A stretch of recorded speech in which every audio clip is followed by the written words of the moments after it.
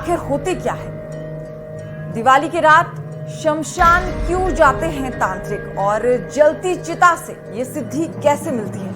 नमस्कार, आप सभी के साथ मैं हूं सुजाता कंवर और न्यूज 18 की खास पेशकश में आपका स्वागत है। जिन सवालों का मैंने जिक्र किया, इन सभी सवालों का जवाब देंगी black magic expert P Shilpa धर। बहुत बहुत स्वागत है मैडम हमारे साथ जुड़ने का। आपसे पहला सवाल यही है कि दिवाली की रात आखिर शमशान में होता क्या है? दिवाली की रात को हम खास क्यों मानते हैं? ऐसे तो हर रात अपने आप में खास है। चंद्रमा की जो गति होती है पूर्णमासी में, 4 दिनों के बाद टाइड्स आती है विशाल समुद्र में।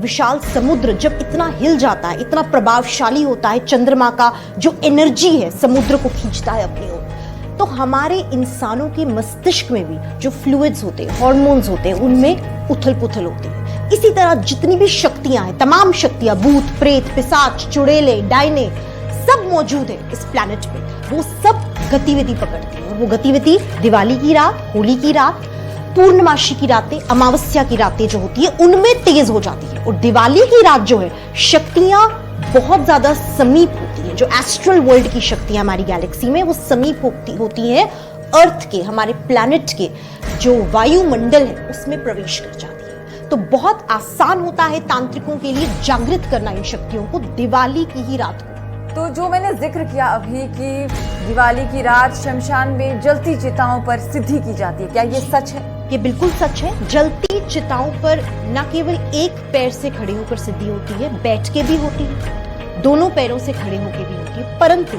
मैं दर्शकों को कहना चाहूंगी आपके चैनल के माध्यम से कि ऐसी कोई भी गतिविधि वो बिना गुरु के ना करें।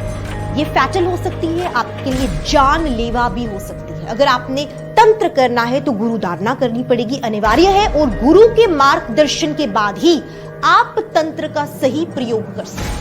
आखिर जो गुरु का मार्गदर्शन है वो इतना जरूरी क्यों है? देखिए, अगर हम एक मिसाल देती हूँ मैं आपको, एक सर्जन है, वो जब ऑपरेशन करता है तो चाकू से चीर फाड़ करता है। अगर वो पढ़ाई नहीं करेगा, अनपढ़ होगा, चाकू लेके किसी का पेट, तो उसको कैसे पता? उसको इल्म नहीं है, ज्ञान नहीं है। शस्त्र तंत्र में भी उठाए जाते हैं, परंतु वो इल्म और ज्ञान गुरु देता है, वो किताबी ज्ञान नहीं होता, उसे शफा कहते हैं। शफा जो होती है गुरु से आती है, इसलिए गुरु अनिवार्य। एक सवाल मेरा ये है कि तंत्र, मंत्र और यंत्र ये आपस में किस तरह से जुड़े हैं और ये साथ मिलकर कैसे काम करते हैं? जैसे डॉक्टर बनने के लिए हमें फिजिक्स, केमिस्ट्री और बायोलॉजी तीनों पढ़ने होते हैं, तीनों का आपस में कनेक्शन होता है और तीनों में मैथमेटिक्स इन्वॉल्व है। वैसे ही तंत्र जो होता है, तंत्र यंत्र और मंत्र के बिना अधूरा है। तंत्र तब जागृत होता है जब हम यंत्र जागृत करते हैं, मंत्र का उच्चारण करते हैं। मंत्र गुरु द्वारा जिया जाता है जो प्रचंड होता है, और मंत्र जाप करने से यंत्र में शक्ति आती है। यंत्र एक जो होता है 2 डायमेंशनल स्ट्रक्चर की होता है, एक्स एक्सिस वाई एक्सिस, वो जागृत हो जाता है जब हम मंत्र जाप करते हैं। और जागृत तब होता है अगर मंत्र गुरु द्वारा दिया गया हो। और उसके बाद अगर त्रिकोण समझे हम, यहाँ पे मंत्र है, यहाँ पे यंत्र है, जागृत हो गया यंत्र मंत्र द्वारा। तीसरे कोने पर क्या है? तंत्र। तंत्र जो है, आप तंत्र से उपाय करते हैं, तो तीनों कनेक्टेड है आपस में। अब मैं आपसे ये जानना चाहती हूँ कि जितनी भी हम बातें सुनते हैं, भूत, पिशाच, काला जादू, ये आखिर है क्या? ये है भी या नहीं? ये बिल्कुल है। अगर भूत पिशाच नहीं है तो हनुमान चालीसा में क्यों कहते हैं कि महावीर जब नाम सुनावे भूत पिशाच निकट नहीं आवे? यानी कि हनुमान चालीसा गलत है। अगर हनुमान चालीसा है तो भूत प्रेत भी है, तभी बोला जाता है कि भूत प्रेत निकट ना आवे। तो भूत प्रेत है, शक्ति है, एनर्जी है। 5 तत्वों से बना होता है हमारा शरीर, और ये वायु जो ब्रह्मांड है 5 तत्वों का बना हुआ है। जो भूत प्रेत है वो भी एक तरीके का इसी इकोसिस्टम का पार्ट है, एनर्जी है। हम उसे देख नहीं सकते, जैसे हवा को हम देख नहीं सकते, पर हवा है, उसकी एग्जिस्टेंस को हम डिनाई नहीं कर सकते। वैसे ही भूत प्रेत है, और इनकी कैटेगरीज है। भूत अलग है, पिशाच अलग है, ठीक है, प्रेत अलग है। इनमें भी बहुत सारी कैटेगरीज होती है। इनमें दैहिक भूत होते हैं, आत्मिक भूत होते हैं, वैतरीय भूत होते हैं, अलग अलग इसमें प्रेत आत्माएं होती है, पिशाच होते हैं, अलग अलग कैटेगरीज होती हैं। और जो तांत्रिक होते हैं वो इनको ट्यून इन करते हैं और टैप इन करते हैं इस एनर्जी को। अगला मेरा सवाल आपसे ये है कि अक्सर हम जिक्र करते हैं कि चौराहों पर जो है काला जादू किया जाता है, गर्भवती महिलाओं को जो है चौराहा क्रॉस करने के लिए हिदायतें दी जाती है। ये हिदायतें क्या है, चौराहा कैसे क्रॉस करते हैं और क्या ये सच है कि चौराहों पर ऐसी कुछ काला जादू या कुछ किया जाता है? जी बिल्कुल सच है। चौराहों पे मसानी शक्ति होती है, शमशानी शक्ति होती है और ये रातों को जागृत होती है। दिवाली की रात, होली की रात, पूर्णमासी की रात, अमावस्या की रात, इन रातों पे ये जागृत होती है शक्तियाँ। तो जब भी अव्वल तो आप अवॉइड करिए दिवाली की रात को, क्योंकि हम दिवाली का जिक्र कर रहे हैं, अवॉइड करिए आप चौराहा क्रॉस करना। अगर बहुत ही मजबूरी है, बहुत ही मजबूरी है, तो अपने साथ एक लोहे का चाकू ये आपके पर्स में, आपके हाथ में होना चाहिए, होना ही होना चाहिए। जब भी आप चौराहा क्रॉस करें, हनुमान चालीसा का जाप करें। हनुमान चालीसा आपको नहीं ज़बानी याद है तो आप अपनी गाड़ी में अगर जा रहे हैं तो उसमें प्ले कर दीजिए, नहीं तो गायत्री मंत्र ओम भूर्भुवः स्वः तत्सवितुर्वरेण्यं भर्गो देवस्य धीमहि धियो यो न प्रचोदयात् का जाप कर सकते हैं, जाते हैं, क्रॉस करते हैं। और तांत्रिक सिद्धि में क्या वशीकरण का कितना रोल है? क्या वशीकरण किया जा सकता है और किस हद तक होता है? क्या आप सिर्फ दिमाग ही पढ़ सकते हैं या कुछ और भी तरह के वशीकरण किए जा सकते हैं? जी बिल्कुल। सबसे पहली साधना जो तंत्र साधना में होती है उसे वशीकरण या मोहिनी साधना कहते हैं। वशीकरण किया जाता है सामने वाले को अपने वश में करने के लिए, परंतु जो ऐसा करते हैं ये सही नहीं है। इसको हम इसके टोटली अगेंस्ट है। मैं या मेरे गुरुजी जो आचार्य पी खुराना जी थे, हम लोग इस टाइप की साधना के बिल्कुल अगेंस्ट है। ऐसी साधना का उपयोग तब करना चाहिए यदि आप विवाहित हैं और आपका पति या आपकी पत्नी आपसे नहीं बन रही है, तलाक की नौबत आ गई है, तो एक रिश्ते को, शादीशुदा रिश्ते को बचाने के लिए आप जरूर इस चीज का प्रयोग तांत्रिक से करवा सकते हैं, परंतु अदरवाइज किसी और पर्पस के लिए दिस इज टोटली मतलब अवॉइडेड और नहीं करना चाहिए। हम लोगों के प्रिंसिपल्स और एथिक्स के अगेंस्ट है। जैसे आपने कुछ प्रिंसिपल और एथिक्स का भी जिक्र किया, ये एथिक्स और प्रिंसिपल आखिर हैं क्या? एथिक्स और प्रिंसिपल जो होते हैं एक तांत्रिक या अघोरी के जीवन में बहुत ही ज्यादा जरूरी है। क्यों? क्योंकि मर्यादाएं जब तक ना हो, मर्यादा पुरुषोत्तम राम थे तभी वो राम बने। रावण के पास भी भक्ति थी, रावण के पास भी सर्वगुण संपन्न थे, शक्तियां थी, सिद्धियां थी, लेकिन मर्यादा भूल गए रावण अपनी। तो एक अच्छे सिद्ध पुरुष में और एक खराब सिद्ध पुरुष में क्या फर्क होता है? केवल इतना फर्क होता है वो अपनी मर्यादा भूल जाता है। तो कई ऐसे ओझा पीर फकीर हैं जो कि मार्केट में हैं और गलत तरीके से तंत्र का इस्तेमाल करते, किसी का बुरा करने के लिए करते हैं। तो जो नियम होते हैं वो ये होते हैं कि हमें किसी का बुरा नहीं करना, किसी का घर नहीं तोड़ना, किसी की लाइफ खराब नहीं करनी। लेकिन अगर किसी के साथ अन्याय हुआ है, तंत्र को तंत्र ही काटता है, शस्त्र उठा के किसी का भला करना, ये हम लोग करते हैं। इस पर्पस के लिए तंत्र इस्तेमाल होता है। अब मैं आपसे जानना चाहूंगी कि यहाँ पर इतनी सारी सामग्री जो है रखी हुई है आपने, तो ये आखिर है क्या? शक्तियों को जागृत किया जाता है तंत्र विद्या द्वारा। शक्तियां जब जागृत होती हैं तो सबसे महत्वपूर्ण कार्य होता है खुद की रक्षा, खुद की हिफाजत करना। जैसे आप यहाँ बैठी हैं, आपके सबसे आगे सोटी रखी हुई है, सोटी को मैंने बांधा हुआ है, ये देख सकते हैं आप। इसलिए बांधा है कि अगर यहाँ पे कोई भी नकारात्मक शक्ति, भूत पिशाच आके आपको परेशान करे या हमारी जो यूनिट है उन्हें परेशान करे, तो इससे वो भागते हैं। अव्वल तो हमने इस पूरे को जल से घेरा हुआ है। जैसे आपने देखा शुरुआत में मैंने पूरे जल से मंत्र पढ़ के घेरा हुआ है, ताकि कोई भी चीज जो यहाँ पे मौजूद है, क्योंकि तंत्र हवन की सामग्री है, शक्तियां यहाँ है, शक्तियां मौजूद है, लेकिन वो किसी को नुकसान नहीं पहुंचाए, किसी के साथ बुरा ना करे। ठीक है, आप देख सकते हैं यहाँ पे 5 तरीके की भूत है। पंचभूत सिद्धि कहा जाता है, सबसे शक्तिशाली सिद्धि, सिद्धियों की सिद्धि, सबसे नंबर 1 सिद्धि कहा जाता है पंचभूत सिद्धि को।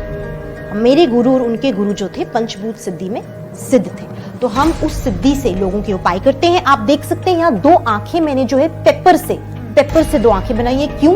ताकि ये जो भूत है ये कुछ देख ना सके, देख के नुकसान ना पहुंचा सके, क्योंकि यहाँ पे वो प्रचंड तरीके से हम इस चीज को नहीं कर सकते हैं, क्योंकि ये चीज शमशान में की जाती है जो दिवाली की रात को होती है। ठीक है, इसलिए पेपर से आंखें बनाई गई है। ठीक है, वस्त्र इनके ऊपर रखे गए हैं, आटे के बनाए गए हैं और ऊपर सिंदूर से लाल किया गया है।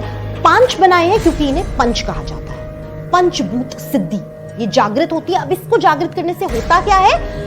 कष्टों से निवारण होता है। किसी पे कितना कराया किया हो, ठीक है, उनके कष्ट दूर भागते हैं और दिवाली की रात को बहुत जल्दी हो जाता है। कोई उपाय अगर आपके 90 दिन लगा रहा है तो दिवाली की मात्र 1 रात से आपको छुटकारा मिल जाएगा इस सिद्धि के द्वारा। परंतु मैं फिर से चैनल के माध्यम से कहना चाहूंगी, ये जो आप चीजें देख रहे हैं इसको घर पे प्रैक्टिस ना करें बिना गुरु के मार्गदर्शन या आदेश के। इसको घर पे आपने नहीं करना है, जानलेवा हो सकता है। अब आप ये देख सकते हैं, मैं एक चीज आपको डिमॉन्स्ट्रेट करके दिखाऊंगी। जब भी हम ऐसी शक्तियों को जागृत करते हैं, 5 भूत आप देख सकते हैं, बहुत सी सामग्री यहाँ चढ़ाई गई है। ये सरसों का तेल है। इससे हम एक वस्त्र जो हमने इन्हें चढ़ाए हैं, हम सरसों के तेल से इनको बांध दें, ठीक है, ताकि ये अपने घेरे से बाहर ना आए इस टाइम पे। अव्वल तो जब हम इसे करते हैं शमशान में, तब हम इसे बांधते नहीं है, परंतु इस टाइम पे आप भी यहाँ बैठी हैं, लोग देख रहे हैं, तो इस चीज को हम इतना ज्यादा प्रज्वलित नहीं कर सकते हैं ताकि किसी का नुकसान ना हो, ठीक है। इसी तरह जितने भी यहाँ पे भूत हैं, इनको मैं एक एक करके बांध रही हूँ। ये पंचभूत आप देख सकते हैं आटे के बने हुए हैं और इसके ऊपर सफेद कपड़ा रखा गया है और ये मैंने गोल करके तेल से, सरसों के तेल से इनको बांध दिया है, ठीक है। इन पे हमने बंधन लगा दिया है। यहाँ आप देख सकते हैं त्रिशूल भी मौजूद है। त्रिशूल और डमरू भगवान शिव से अघोरी विद्या जो है निकली है, और अघोरी विद्या जो है तंत्र का ही एक पार्ट है। अघोरी विद्या में पुरुष भी होते हैं, स्त्रियां भी होती हैं, और तंत्र जो है शिव और पार्वती के संगम से, शिव शक्ति से तंत्र विद्या जो है निकली गई है। अब भूतों को बांधने के बाद, पंचभूतों को जब हमने बांध दिया, इसके बाद हम क्या करेंगे, हम अग्नि देवता का आवाहन करेंगे। अग्नि से घेरा बनाएंगे, जो बहुत ही अनिवार्य है। कभी भी हम जब शक्तियां जागृत करते हैं तो एक घेरा बनाते हैं, ठीक है। तो हम अग्नि से अपने आप को प्रोटेक्ट करेंगे, बचाएंगे कि हम अग्नि से मतलब अग्नि से हमें कोई नुकसान ना, ठीक है। देखा होगा आपने टीवी सीरियल्स में जो कैंडल्स होती हैं उससे त्रिकोण बनाया जाता है, घेरा किया जाता है। अब यहाँ पे आप देख सकते हैं कि चांदी के बर्तन रखे गए हैं। चांदी के बर्तन जो है, चांदी और सोना तंत्र उपाय में चलता है राजयोग के लिए। जितने सेलिब्रिटीज हैं, पॉलिटिशियंस हैं, बड़े बड़े बिजनेसमैन हैं, वो चांदी और सोने का आवाहन करते हैं, चांदी और सोने से जो है तंत्र विद्या करते हैं। अब आप देख सकते हैं घेरा बन चुका है, अग्नि का घेरा बन चुका है, प्रज्वलित शक्तियां यहाँ मौजूद है। शक्तियों से क्या होता है, अधूरे काम और राजयोग की प्राप्ति होती है। बड़े बड़े मंत्री, बड़े बड़े सेलिब्रिटीज फिल्म इंडस्ट्री के हमारे से ये हवन करवाते हैं। अक्सर कहा जाता है कि एस्ट्रोलॉजर या तांत्रिक खुद तो अपने परिवार में कुछ नहीं कर सका तो दूसरों का क्या भला करेगा, परंतु मेरे गुरु ने ये मिसाल साबित की। उनके पुत्र आयुष्मान खुराना, अपार शक्ति खुराना, बहुत बड़े स्टार्स इस टाइम है, और उनकी सिद्धियां उनके पिता की, उनके गुरु जो आगे थे, उनका योगदान रहा है इस चीज के पीछे। तो कोई ये नहीं कह सकता कि जो एस्ट्रोलॉजर होते हैं, तांत्रिक होते हैं, उनके अपने परिवारों में तो ऐसा नहीं है। मेरे गुरु ने ये मिसाल जो है साबित की है दुनिया के आगे, पूरे विश्व के आगे। जब ये सब हम शुरू कर रहे थे उससे पहले आपने कहा था कि हवन कुंड पे जो है हनुमान जी की नजर रहनी चाहिए, क्यों? हनुमान जी की नजर क्यों रहनी चाहिए? हम अक्सर सुनते हैं कि भूत प्रेत पिशाच से हनुमान जी, काली माता, भगवान शिव, ये तीन जो है बचाते हैं, निजात देते हैं। हनुमान जी, हनुमान चालीसा में साक्षात कहा है, हनुमान जब हम महावीर जब नाम सुनावे, भूत पिशाच निकट नहीं आवे, तो निकट नहीं आते हैं, मतलब अगर हैं भी तो डर के रहेंगे। तो क्योंकि यहाँ पे बहुत लोग मौजूद हैं इस टाइम पे, तो सबकी रक्षा के लिए हनुमान जी जो है, सर्व सिद्धियों के मालिक जो हैं, उनकी मौजूदगी की सिद्ध हनुमान जी है, मेरे गुरु के गुरु द्वारा सिद्ध किया हुआ है ये, तो सिद्ध हनुमान जी है, तो इसलिए इनकी नजर में, इनकी देखरेख में सब होना बहुत ही जरूरी है, बहुत ही अनिवार्य है। और यहाँ पे मैं आपको एक चीज और दिखाना चाहूंगी। इसमें आप देखिए, ये चांदी है और ये दूसरी जो शीट है ये सोना है, इसके अंदर गोल्ड है, गोल्ड डस्ट है, गोल्ड वो है फॉइल, और ये सिल्वर फॉइल है, ठीक है। तो इनको हवन कुंड में डाला जाता है, राजयोग हवन इसे कहते हैं, तांत्रिक राजयोग हवन, जिससे कि सब बाधाएं निकल जाती है और आप इलेक्शन जीत जाते हैं, आप बहुत बड़े स्टार बन जाते हैं, हर कोई आपको देख के बोलता है आप ही को फिल्म में लेना है। तो ये राजयोग हवन होते हैं जो कई लोग हमसे करवाते हैं। तंत्र विद्या में बलि का कितना महत्व है? देखिए, बलि प्रथा जो है ये शुरू तो काफी पीछे से चली आई है, लेकिन हम पर्सनली, मैं, मेरे गुरु, उनके गुरु, हम बलि प्रथा के खिलाफ है, सख्त खिलाफ है। हमें अगर किसी गाय की या फिर बकरी की बलि देनी है तो हम क्या करेंगे, हम आटे की गाय बना देंगे, आटे की बकरी बनाएंगे, पर हम किसी जीव हत्या को नहीं प्रमोट करते, उसके हम सख्त खिलाफ। जो सामग्री यहाँ पर आपने रखी हुई है उनमें 2 दालें हैं, आगे भी बहुत सी दालें हैं, सिंदूर है, मिश्री है, इनका महत्व बताइए। ये सारी की सारी सामग्री को कहते हैं तंत्र सामग्री। तंत्र सामग्री जो होती है सारी मैंने मिक्स करके इसमें रखी हुई है। इसको जब हम हवन में डालते हैं, आवाहन करते हैं, तो जो अग्नि देवता प्रसन्न होकर निकलते हैं और जो धुआं निकलता है वो शक्तियों को भोग लगता है, और शक्तियों को भोग लगने के बाद हमारी जो अड़चने हैं वो सॉल्व हो जाती है, मुसीबतें जो है सॉल्व हो जाती है। अब हम क्या करेंगे, हम एक बार इसको जला लेते हैं और फिर जागृत करते हैं शक्तियों को आपके आगे। ओम नमो शक्ति आए जागृत हो, इसका हमने जाप करना है और उसके बाद ये अग्नि जो है, इससे हम अब देखिए शक्तियां यहाँ पे हैं और उनकी बातें कैमरा में हो रही हैं, तो काफी ज्यादा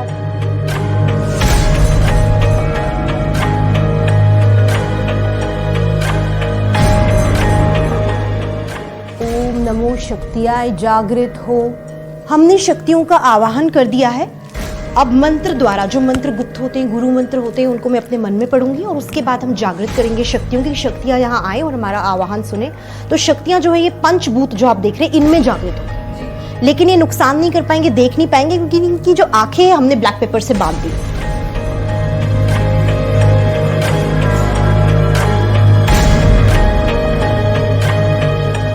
ओम नमो शक्तियों जागृत हो, ओम नमो शक्तियों जागृत हो, ओम नमो शक्तियों जागृत हो।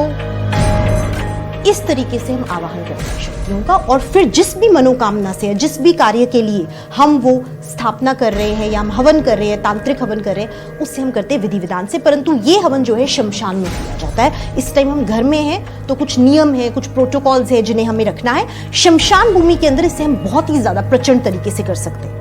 अब मुझे आप ये बताइए कि आपके पास अक्सर किस तरह से लोग आते हैं, कौन सी वो समस्याएं होती हैं जिनको लेकर लोग निवारण चाहते हैं? जी, अक्सर जो समस्या आती है घर गृहस्थी की आती है। पति पत्नी के झगड़े होते हैं, इन लॉज के साइड से परेशानी होती है। दूसरा हेल्थ इश्यूज आते हैं। तीसरा जेनरेशनल कर्स, पीढ़ी दर पीढ़ी लड़कियां परेशान है, पीढ़ी दर पीढ़ी धन वर्षा नहीं हो रही। धन को लेके जो समस्या है, तो दिवाली की रात धन वर्षा की, लक्ष्मी की रात होती है। धन को लेके समस्याएं, हर्ष से फर्श पे राजयोग की प्राप्ति, उस चीज के लिए आते हैं। जैसे मैंने पहले कहा था, मिनिस्टर, सेलिब्रिटीज और आम लोगों की भी जो दिक्कतें होती हैं, ठीक है, तो ऐसी चीजें जो है कभी भी की जा सकती है। लेकिन दिवाली की रात को जो अड़चने हैं, उनको जो बाधाएं हैं, उनसे उनको छुटकारा मिल जाए, मुक्ति मिल जाए, उनके काम बन जाए, चारों दिशाएं खुल जाए, उस चीज के लिए आवाहन होता है, शक्तियों का हवन होते हैं, तांत्रिक हवन होते हैं।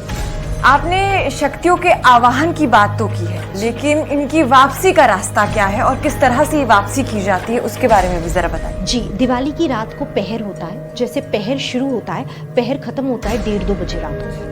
हर दिवाली के अलग अलग पहर होते हैं। जब वो खत्म होता है तो आसन से उठना होता है। शमशान में है या कहीं मंदिर में आप करें, जहां पे अपनी गद्दी पे कर रहे हैं, तो आपने उठ के अनुमति मांगनी है। भूल चूक माफ, कोई भी भूल चूक हमसे हुई है कहना है। अभी यहाँ पे भी हमने कहेंगे कि भूल चूक माफ, क्योंकि शक्तियां जो है जागृत है, वो कहना बहुत जरूरी होता है। और 3 बार कहना होता है ओम शांति, ओम शांति, ओम शांति, क्योंकि काली और शिव या हनुमान जी, इनकी प्रचंड शक्तियों के जाप होते हैं, जो गुप्त मंत्र होते हैं, तो एनर्जी बहुत आती है। तो उसको हमें सेटल डाउन करना होता है, क्योंकि हम एक इंसान है, हमें नॉर्मल अपनी पर्सनल लाइफ में वापस आना है, हमारी भी पर्सनल लाइफ है। तो हम ओम शांति, ओम शांति, ओम शांति 3 बार कहेंगे। गंगा जल का छिड़काव करेंगे, वस्त्र बदलेंगे, स्नान गंगा जल से करेंगे, गंगा जल का पानी मिला के, और फिर हम उसे समाप्त करेंगे। सामग्री को जो बची हुई है, जल परवा करना अनिवार्य है। जल परवा बहते हुए जल में करना बहुत जरूरी है।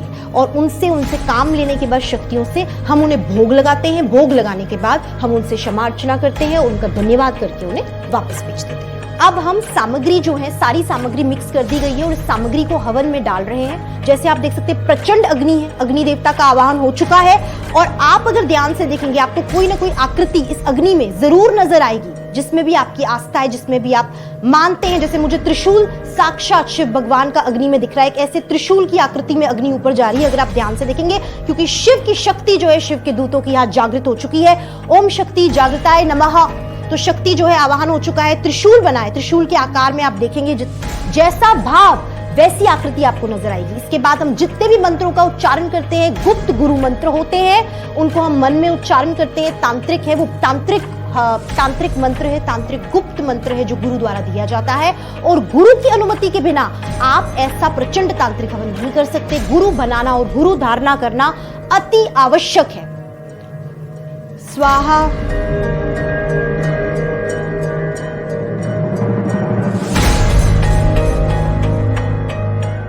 ये देखो कैसा धुआं आया, देखो। अब मैं आपसे जानना चाहूंगी कि शक्तियां कौन कौन सी होती हैं? शक्तियां जो होती है, गायबी शक्तियां होती हैं, जिनसे हम काम करते हैं। गायबी शक्तियां अदृश्य होती हैं। जैसे एक एटम को हम नहीं देख सकते, एटम का भी छोटा होता है मैटर एटम, तो मैटर एटम ट्रैवल कर सकता है एस्ट्रल दुनिया में। वैसे ही गायबी शक्तियां बनी होती हैं उस चीज की, और जो गायबी शक्तियां होती हैं वो आपके सारे काम करती हैं। और धुआं जो है, धुआं प्रतीक है गायबी शक्तियों का। जब भी ऐसे हवन होते हैं जो गायबी शक्तियों को लेके होते हैं, तो उसमें धुआं ही धुआं जो है हमारे आसपास आ जाता है। शक्तियां प्रसन्न होती हैं धुएं से, और धुएं के रूप में आके हमको आशीर्वाद देती है, और हमारे काम जो है, मनोकामनाएं जो है उन्हें पूर्ण करती है। और जो ये शक्तियां हैं ये वापस कैसे जाती हैं? देखिए, शक्तियों से जब हमने काम ले लिया तो सबसे पहले तो हमें उनसे भूल चूक माफ कहना है, ताकि कोई भी गलती अगर हमसे हो गई तो वो हमें माफ करते हैं ना। उसके बाद जिस भी देवी शक्ति से वो दूत आए हैं, हनुमान से आए हैं, काली से आए हैं, शिव से आए, उनसे भी हमें क्षमा अर्चना मांगनी है। और क्योंकि हनुमान, काली और शिव की शक्तियां प्रचंड होती है, बहुत एनर्जी तंत्रिक मंत्रों में होती है, तो हमें लास्ट में बोलना है ओम शांति ओम शांति ओम शांति, ताकि वो एनर्जी सेटल डाउन हो जाए। और उसके बाद वो एनर्जी को हम भोग लगाते हैं, और एनर्जी जहां से आई है उन्हें हम वापस भेजते हैं, और उनका शुक्रिया अदा करते हैं, थैंक यू करते हैं, ताकि अगली बार जो है उनका आवाहन हम करें तो वो दोबारा आए। और वैसे तो शक्तियां जो होती हैं, जो तांत्रिक होते हैं, जाती नहीं उनसे, उनके साथ ही रहती हैं 24 घंटे। लेकिन आवाहन जब करते हैं उस टाइम वो शक्तियां जागृत होकर काम करती हैं, और उसके बाद वो शक्तियां रेस्ट मोड पे जाती है, होती साथ ही जाती कहीं नहीं वो। तभी तो कहते हैं वो शक्तिशाली तांत्रिक है, वो उसके पास शक्तियां हैं, उसके पास सिद्धियां हैं। वो क्या है? वो गायबी शक्तियां। जो सामग्री यहाँ पे इस्तेमाल की गई है तांत्रिक सामग्री है, अगर मगर, टगर, सिंदूर, लुबान, इलायची, लौंग, है ना। और जो ये चीजें चढ़ाई गई हैं, चांदी, सोने की, ये सब की सब चीजें जो है इनका इस्तेमाल होता है लोगों के उपाय में। उनके ही उपाय की चीजें हैं जो उनके द्वारा दी गई है, उपाय में लगती है, तांत्रिक हवन में और तांत्रिक उपायों में लगती है। और ये चीजें जो है, इन चीजों को मिला के मिक्स किया जाता है। इसमें नीम का तेल, अलग अलग तरीके के तेल मिलाए जाते हैं, जड़ी बूटियां मिलाई जाती है, बहुत सारी जड़ी बूटियां यहाँ पे हैं। और फिर उसको हम हवन में इस्तेमाल करते हैं, अग्नि देवता को समर्पण करते हैं, क्योंकि अग्नि द्वारा शक्तियों को भोग लगता है। अब शक्तियां इंसान तो है नहीं कि आके खाएंगे, तो वो अग्नि द्वारा, जो अग्नि में जलेगा, जो हवन कुंड में जाएगा, धुएं के माध्यम से, अग्नि के माध्यम से वो शक्तियां उसको ग्रहण करती हैं और प्रसन्न होती हैं उस चीज से। जो बची हुई सामग्री है उसे हम जल प्रवाहित करते हैं अगले दिन, दिवाली के अगले दिन, या किसी भी रात को जो हम कर रहे हैं, तो अगले दिन हमें उससे जो है जल प्रवाह करना होता है। यदि आप भी घर पे कोई हवन कर रहे हैं, तांत्रिक हवन की मैं बात नहीं कर रही, नॉर्मल पूजा अर्चना कर रहे हैं, तो उसके बाद जो उसमें फूल या बच जाती हैं चीजें, उन्हें भी हमें जल प्रवाह ही करना चाहिए। शुक्रिया आपका बहुत बहुत हमारे साथ जुड़ने के लिए और सभी सवालों के जवाब देने के लिए। तो दिवाली की आप सभी को भी शुभकामनाएं। ये थे हमारे साथ पी शिल्पाधर, जिन्होंने सभी सवालों के जवाब दिए। मेरी उम्मीद है कि आपकी कुछ आशंकाएं जो है जरूर दूर हुई होंगी। तो बहुत बहुत धन्यवाद हमारे साथ जुड़ने के लिए। न्यूज़ 18 की खास पेशकश में फिलहाल इतना ही।